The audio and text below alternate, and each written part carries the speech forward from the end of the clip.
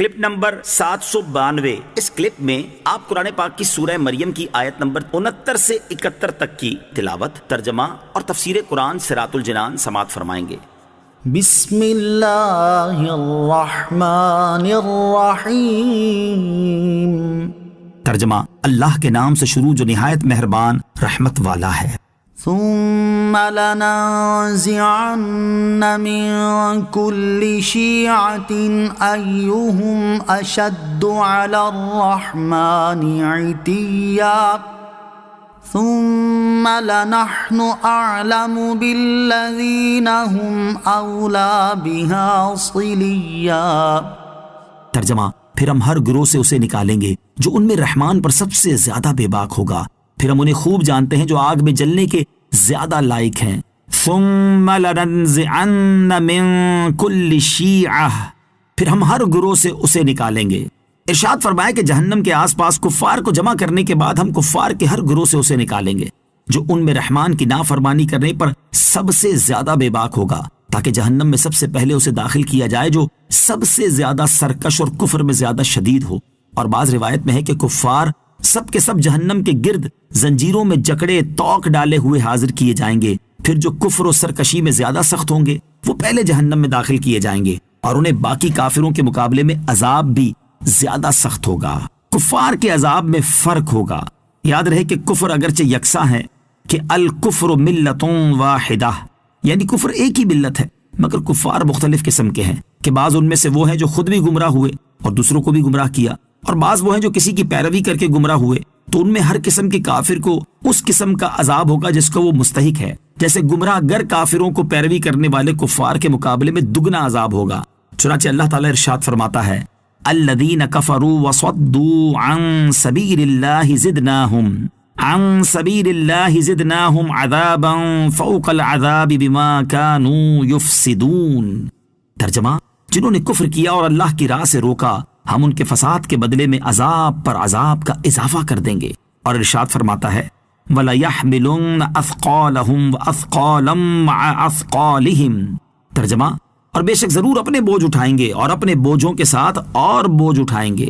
ثُمَّ لَنَحْنُ أَعْلَمُ، پھر ہم انہیں خوب جانتے ہیں، یعنی ہم خوب جانتے ہیں کہ کون سا کافر جہنم کے کس طبقے کے لائق ہے اور کون سا کافر جہنم کے شدید عذاب کا مستحق ہے اور کون سا نہیں، اور کسے پہلے جہنم میں پھینکا جائے گا اور کسے بعد میں۔ وَإِن مِّنكُمْ إِلَّا وَارِدُهَا كَانَ عَلَى رَبِّكَ حَتْمًا مَّقْضِيًّا۔ ترجمہ، اور تم میں سے ہر ایک دوزخ پر سے گزرنے والا ہے، یہ تمہارے رب کے ذمے پر حتمی فیصلہ کی ہوئی بات ہے۔ وَإِن مِّنكُمْ إِلَّا وَارِدُهَا، اور تم میں سے ہر ایک دوزخ پر سے گزرنے والا ہے۔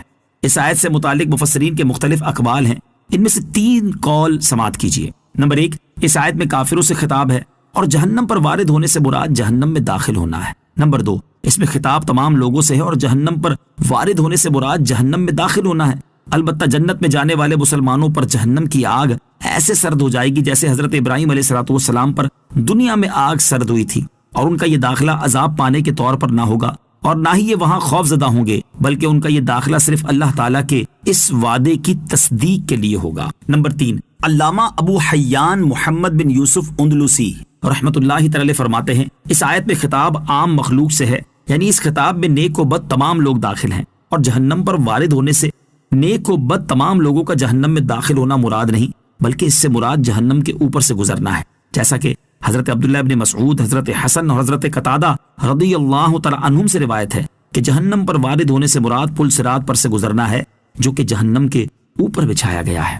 کان علی ربک حتما مقضیا، یہ تمہارے رب کے ذمے پر حتمی فیصلہ کی ہوئی بات ہے، یعنی جہنم پر وارد ہونا اللہ تعالیٰ کا وہ حتمی فیصلہ ہے جو اس نے اپنے تمام بندوں پر لازم کیا ہے۔ پل صراط سے متعلق چند اہم باتیں۔ اس آیت کی تفسیر میں پل صراط سے گزرنے کا بھی ذکر ہوا، اس مناسبت سے یہاں پل صراط سے متعلق چند اہم باتیں ملاحظہ ہوں۔ چنانچہ صدر الشریعہ مفتی امجد علی اعظمی رحمۃ اللہ تعالی فرماتے ہیں، صراط حق ہے، یہ ایک پل ہے کہ پشت جہنم پر نصب کیا جائے گا، بال سے زیادہ باریک اور تلوار سے زیادہ تیز ہوگا۔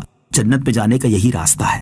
سب سے پہلے نبی پاک علیہ الصلوۃ والسلام گزر فرمائیں گے، پھر اور انبیاء و مرسلین، پھر یہ امت، پھر اور امتیں گزریں گی، اور حسب اختلاف اعمال پل صراط پر لوگ مختلف طرح سے گزریں گے. بعض تو ایسے تیزی کے ساتھ گزریں گے جیسے بجلی کا کوندا ابھی چمکا اور ابھی غائب ہو گیا, اور بعض تیز ہوا کی طرح, کوئی ایسے جیسے پرند اڑتا ہے, اور بعض جیسے گھوڑا دوڑتا ہے, اور بعض جیسے آدمی دوڑتا ہے, یہاں تک کہ بعض شخص سرین پر گھسٹتے ہوئے, اور کوئی چیونٹی کی چال جائے گا. اور پل صراط کے دونوں جانب بڑے بڑے آنکڑے, اللہ عز و جل ہی جانے کہ وہ کتنے بڑے ہوں گے, لٹکتے ہوں گے. جس شخص کے بارے میں حکم ہوگا اسے پکڑ لیں گے, مگر بعض تو زخمی ہو کر نجات پا جائیں گے, اور بعض کو جہنم میں گرا دیں گے. اور یہ ہلاک ہوا.